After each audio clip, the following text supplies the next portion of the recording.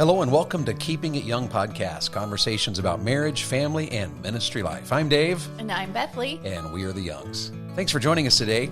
And Bethany and I are actually recording this particular podcast in the great state of Indiana. Yes. And I wish all of you could be here with us. Springtime has arrived. And yes. It was a beautiful day when we arrived and a frigid day yesterday, but another beautiful afternoon today. Yes. Typical springtime weather for the north. Yes, true. And I know many of you that are listening are enjoying this spring weather right along with us. And lots of allergens in the air. Yeah, apparently, that too. I can feel them today. That too. So I'm actually feeling better with my allergies, and Bethany's feeling them today. So yes. Bring it on. We just, again, want to say thank you for listening to our podcast, for all of your likes and your shares and your subscribes, and thank you so much for continuing to do that. And one of the great joys we have now in traveling is that we keep meeting people who say hello now and yes. say, hey, how are you doing? We listen to your podcast. We listen to your podcast. And, We've even had people recently say, this particular episode was a blessing to me, or I was able to pass these particular episodes on to friends who are struggling with this, or it's just a blessing to me, all of you. Just makes our day. Awesome. Absolutely. And it's humbling too. It is that, sure. Well, let's do one more thing here. We have been reading some poetry, and I think we're down to our last one. I think this is it. It's an important one because well, it's a unique one because we somehow, it shouldn't be we, somehow when I copied it to be read, apparently I deleted the email but did not copy the author of this poem. So we're going to tell you about what they wrote to us, and then Bethany's going to read you the poem. Yes, we tried to read it last week and discovered that it did not have a name on it, and so we were looking for the name and we couldn't find it. But we can tell you what the authoress said. Is that even a word? Authoress? I think it is. I think you just made that up. No. I actually have just read it in a book recently. Oh, well, if you read it in a book, it must be true. It must be, because it wasn't the internet. It was a real live book. Oh, it's a real book. A real live book. All right, so what did this authoress say? She said that her husband is just retired from active duty, 22 plus years. How about he that? does continue to still work for the Air Force. They were right in the middle at this time of the writing of the poem. They were in the middle of a 2-week stretch of barely seeing each other. He was working nights. She works part-time during the day after 17 years of homeschooling. So she said it would be nice to reconnect with a nice dinner out. Unfortunately, we already have winners, of course, to the poetry contest, but we get to read your poem. And this one also said, she said something about a daughter, right? Yes, they have a daughter at PCC. A baby girl at Pensacola Christian College. And college isn't cheap, she says. And all of us who have kids in college can say amen, amen, amen. Yes. All right, read her poem, and this you. is dedicated to an unknown husband. We met on a Saturday afternoon in July. I called my mother the next day and told her I met the man I was going to marry. 6 weeks later, we were wed. It was wonderful, exhilarating, and scary. I'm getting back on track. 160 miles of I-10 lay between us for the first 7 months as husband and wife. That was our first taste of military family life. 22 years have come and gone. We've moved from place to place. The joys, heartaches, laughter, and tears were all endured with God's grace. He gave me you to teach me to be more like him. You've done just that. You're my rock, my precious gem. Our romance began wild and crazy like Elijah's whirlwind, and because of Christ's work, our love will never end. That's pretty awesome right there. Yes, it was. Sorry for the little mess up there. If you wrote that poem, send me another email. Yes, send us a little message and let us know. We are so sorry. Let me know. Yes, that's my fault, and I apologize for that. Well, we've finished March Madness, and it is April. Whoop, whoop. And so welcome to April, and we want to begin a new series. And I'm not sure how far we'll go with this or how many weeks it will take, but we want to talk about technology, using technology wisely. Yes, put it away and go outside. It's spring, people. It's beautiful. That's a good point. There we go. End of podcast. As we sit inside podcasting on this beautiful day using our technology.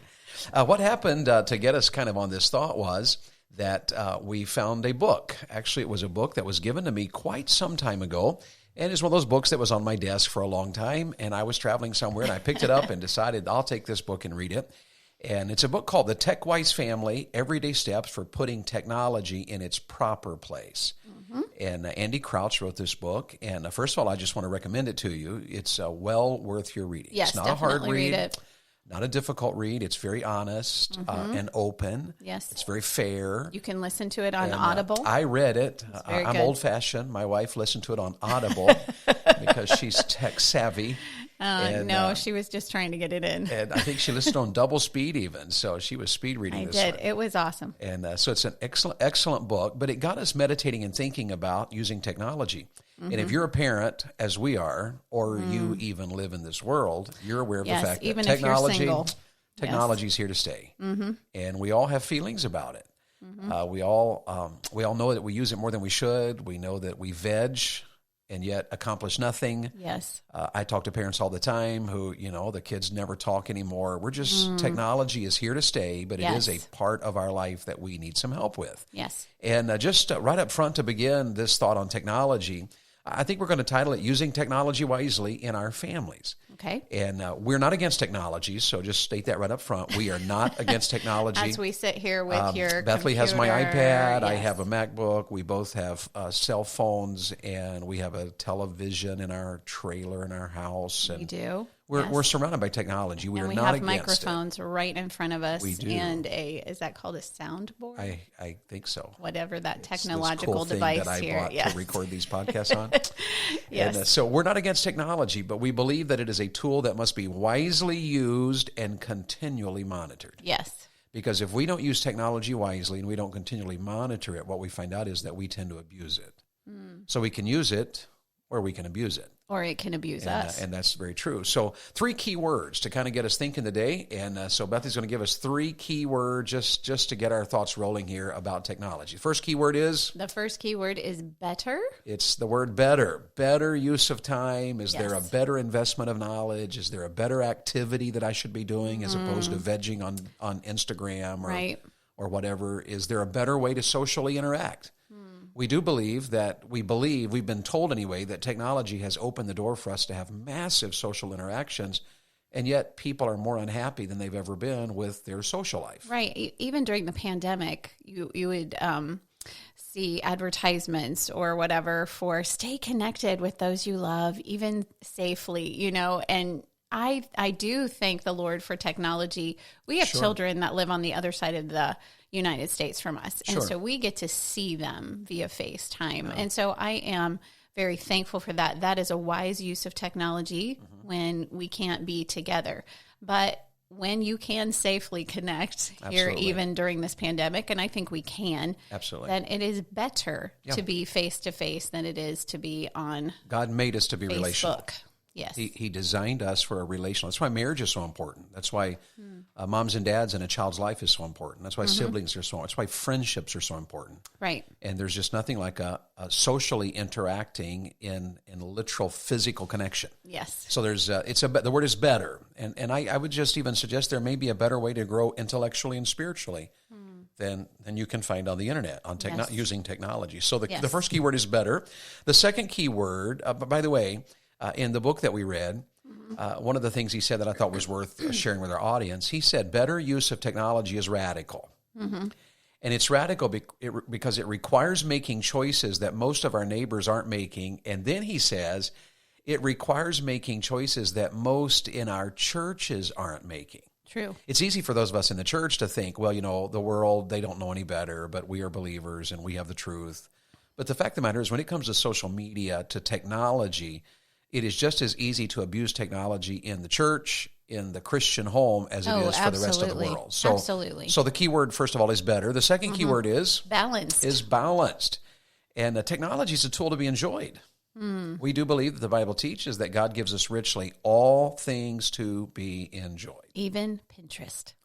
Well, I'm not sure about that, but technology is a tool to be enjoyed, and the key word is it's to be enjoyed in balance. Right. We would say technology provides opportunities that we can use in balance. Previous generations could refer to fathers and mothers and others. They could say, we have a need in our life, so, boy, I need help with this. And so they would go visit their parents. Right, get counsel. They would get counsel from a person across the fence. They would talk to their neighbor across the fence to get advice. Right. It is our, just the way we've been taught now, when we want advice or we want to know how, we run straight to technology. Yes, YouTube it's our or Google. Go-to. It's our go-to. And it's very easy for it to become out of balance. One author said that technology is moving faster than we can wisely respond. About the time we figure out what to do about this particular app, it's obsolete and a new one has replaced it. True. And it just goes so fast. As moms and dads, you parents know this. If your children are involved in any way, shape, or form in the culture around us technologically, then you know and I know that, my goodness, it just never stops. Right. And it's so hard to stay on top of things. So the key word is better.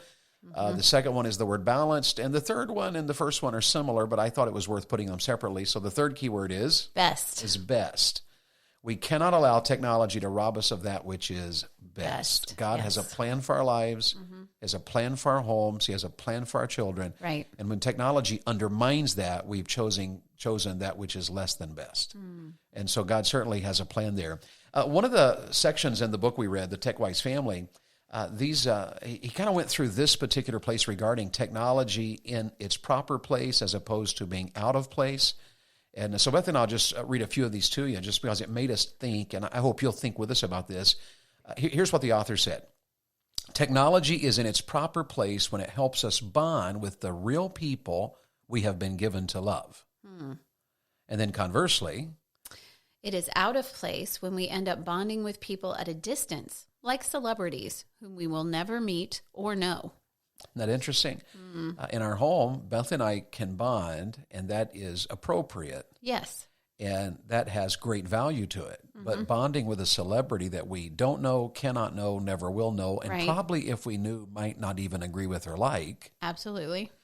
We've got technology out of its place when that's inappropriate there, or out of line. Right. Technology is in its proper place when it starts great conversations. It is out of place when it prevents us from talking with and listening to one another. And that's a challenge for even us as parents, because our children sometimes will not obey first and fast as they're taught to do because technology has distracted them. Yes. And so they are even missing the point. They don't hear, they don't listen.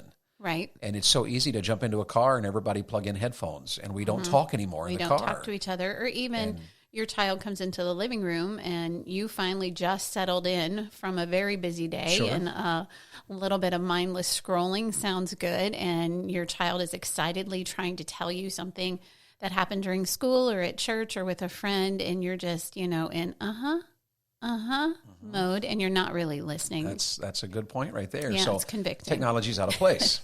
Yeah, let's move on from that one. That's a little personal right there. Technology is in its proper place when it helps us to care for our fragile bodies that we inhabit. It is out of place when it promises to help us escape the limits and vulnerabilities of those bodies altogether. And what the author means by that is that God designed us weak. Yes. We are weak. We need help. We need others.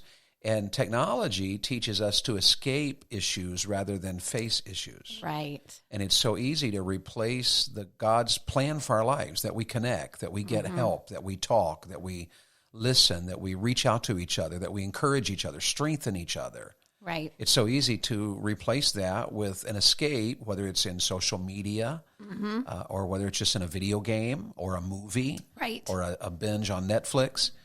Technology is out of place when that happens. Technology, you got something to add to that before we move on? Actually, I was thinking of there are several different illustrations we could use with that, but Mr. Andy Crouch, his daughter, and her name isn't coming to my mind right now. We'll look it up here in a minute. It's Amy, isn't it? Amy. Yeah. She wrote a follow-up book called My TechWise Life. And actually, we as a family are just listening to this on Audible. We've only finished a couple of chapters in it. But in one of the chapters, she gives the illustration of as a teenager, she was really hurt that friends had posted pictures from a school event, and she felt that she didn't look her best in those pictures. And so it just really hurt her. But instead of dealing with the problem, she turned to more social media. She tried to just escape. And she realized, even as a 16-year-old, which I thought was wise on her part, probably because her parents have set her up in a tech-wise lifestyle. But she realized pretty quickly that she wasn't escaping anything at all. I mean, it might numb the pain for a little bit, but when she was done scrolling, she felt worse than she did before. Absolutely. And we do tend to do that sometimes just to escape from what's going on with our bodies instead of prayerfully taking it to the Lord and then getting counsel and encouragement from other people. Sure, and we haven't finished her book, but having started that book, it's a book we would also recommend. Absolutely. Because she is giving the daughter view of parents who tried so hard to help them have a tech-wise family. Right, and it's just very real and open, kind of a teen-to-teen talk. So, and it reminded me, too, that a parent's choices can matter here. Yes. Her mom and dad's just taking the time to invest and to help and to challenge and to make hard choices at times. Yes. That certainly paid off in her life. Absolutely. And she acknowledges that. Absolutely. Okay, so here's another one. Technology is in its proper place when it helps us acquire skill and mastery of domains that are the glory of human culture. And in parentheses, the author said sports or music or the arts or cooking, writing, accounting, and so forth. It is out of place when it replaces the development of skill with passive consumption. And really, that's our culture. Mm-hmm. It's rare today that we meet young people that are excelling.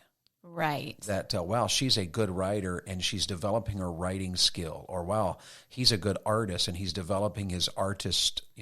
Right. And on and on. And what's been happening is that we've replaced, there was a time when an afternoon of an activity meant you were outside with your friends playing ball or shooting hoops or riding bicycles. And learning how to do all of that. Or you were with your mom and dad learning how to mow the yard or how to change a tire. Or how to cook. All of those things were part of mastering. I tell our boys all the time that, like my son is thinking of the fact that he needs to get a job. He does some work with our association, with our ministry. Right. And it's minuscule, and he doesn't, he just gets paid minimally, but he's aware that he's got some weeks coming up that he's off, and he's starting to prepare money towards college and all.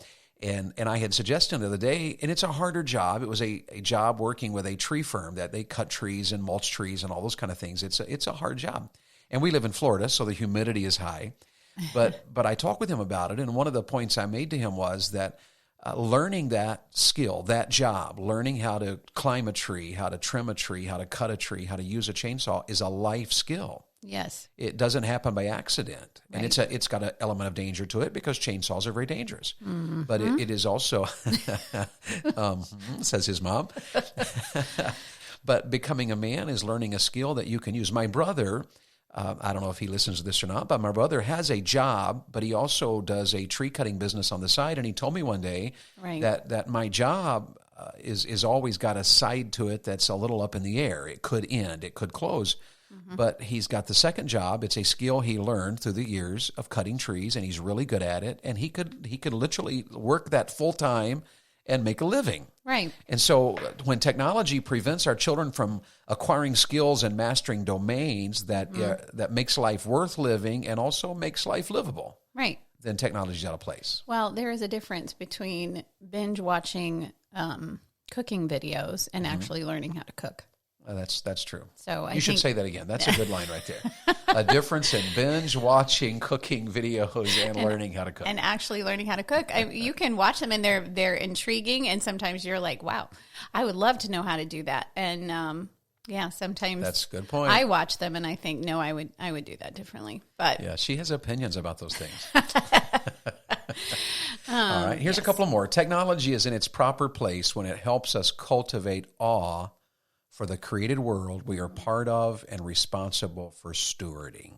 It is out of place when it keeps us from engaging the wild and wonderful natural world with our senses. This is one of the things I think I miss, because when I was a kid, and we didn't have air conditioning in those days, right, and we didn't have cell phones, and we didn't have email, and we didn't, you had the phone hanging on the wall. It sounds like a wonderful life. It was a wonderful life because I don't know how many times I hiked in the woods, and you discovered animals, and we waded in the creek, and just played outside all day. We learned so much. There were so many things to be in awe of. Yeah, there was a lot of wow in our hearts. Right, and I do think that technology has removed that. Rarely. My wife and I, several years ago, we were on I started to say honeymoon. I guess we could say that since we're still on our honeymoon. But it was we're always on a honeymoon. What's the word I'm looking for? It was our anniversary getaway. Yes. And we were staying in northern Michigan, and was it Halley's Comet that was passing over that week? Oh, no, it was a meteor shower. It was a meteor shower. That's right, a meteor shower. And there were just shooting stars everywhere. Right. We counted, I think, 18 in this just short we amount stood of time outside we were one outside. night for a short amount of time, and, it was just so awe-inspiring to see the stars and all the shooting stars above you. Well, there were some people not far from us out on that dark night, and they totally missed the stars. They missed everything. They didn't even know we were there. They we were could looking. have scared them to we death. could have. I could have just taken a few steps and said "boo" and probably emptied the whole crowd. Yeah, they would have jumped in the lake. But people came walking down in the night, looking at phones. Yes. And just, chatting. But the whole point was that they missed the awe of standing outside. The heavens declare the glory of God, and the firmament showeth his handiwork. Yes. And technology is destroying that sense of awe. Here's one more. Absolutely. I would just tack on to that. Sure. Technology is so bright and so colorful, and some of the special effects that they can do in movies, sometimes we'll say to our kids, look at that, look over there. And they're like, uh-huh. And when we're looking at something as we're driving through a beautiful part of God's creation, Sure. And it does not awe-inspire them as it should. We're aware that we are allowing technology to be out of Right. place. We're dulling our senses. Sure. Yes. So one more here. Technology is in its proper place when we use it with, now listen to these two words, technology is in its proper place when we use it with intention and care. It is out of place when it takes over our lives and we use it at its demand. Now, are you guilty of that? Sometimes, yes. And we all are.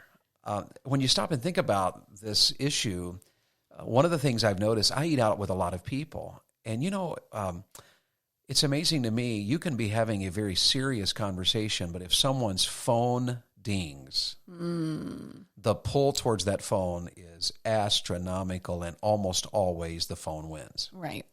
And I don't know how many times I've had conversations with someone in the middle of the conversation, a phone rings or a phone dings or a notification is sent. And the next thing you know, a person is like, I have no idea what we were talking about. Right.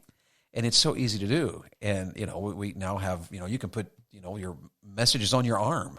Yes. And Your Apple so you Watch. can glance down at your Apple Watch to answer an email. But when you're answering an email in the middle of a conversation, you are no longer in that conversation. You are in that email. Right. And it just is a challenge. We have been challenged that one of the things we have to do in our culture if we're going to win at home is we have to be wise in our use of technology. Yes. And we have to apply it carefully and apply it wisely. One of the stats that we recently saw was that 78% of families believe it is more challenging to raise kids today than previous generations. And when the question was, why do you think that is? Every time, guess what tops the list? Technology. It's technology. Yes. And so we're gonna stop there. We're about out of time today, but we're not against technology. We're going to say that again. We are absolutely not against technology. We believe that we can use technology and we can use it wisely. It has its place, and we want to challenge you in the coming weeks on some ways you can perhaps think through and maybe embrace some things you've never thought about and protect your kids in some ways maybe you've not thought about. Right. We want you to use technology wisely in our homes, and we're in the middle of this as well. Absolutely. We are continually thinking through, praying about, working through what can we do better to protect ourselves, our children, and to use technology and not abuse or misuse. Every once in a while, you just have to do, let's think this through, or let's back this up, or let's have a business meeting. I think sure, that's what we things call it are in our getting out family. of hand. Let's have a business meeting, and we got to make some motions here and pass some resolutions. Yes. And make some changes. Well, thank you so much for listening to us today. Yes, this is thank you. part 1 of using technology wisely in our homes. And I hope you'll join us next week, and we'll step into part 2. And if we can help you in some way, feel free to reach out to us. We'd love to hear from you. Yes. Of course, you can go to keepingityoungpodcast.com. You can share it. You can like it. You can subscribe. You can send us a message. Tell your friends, put a banner on your house. Absolutely. Or wrap your car in keepingityoungpodcast.com. Oh, that would be cool. If you do that, send us a picture, please. And my wife keeps telling me we've got to get merch. And We do. I don't know. We do. We need at least stickers. We have a daughter-in-law that designs stickers, and I think So a she Keeping thinks I It need Young to hire her for sticker. a Keeping It Young sticker. And she's got this. My wife has this idea that we need some coffee mugs. Yes. And yes. that sort of thing. Well, we So can who start with knows? stickers. You Who can knows? put it on your computer, and when you're at the coffee shop, people can say, Keeping It Young. There And you they'll go. check it out. Who knows? Well, thank you so much for listening. Please reach out to us if we can help you. We are very grateful for all of you, our friends and our listeners, and we look forward to talking with you next time. Have a great day. The Keeping It Young podcast is a Bax 5 Media production. All rights reserved.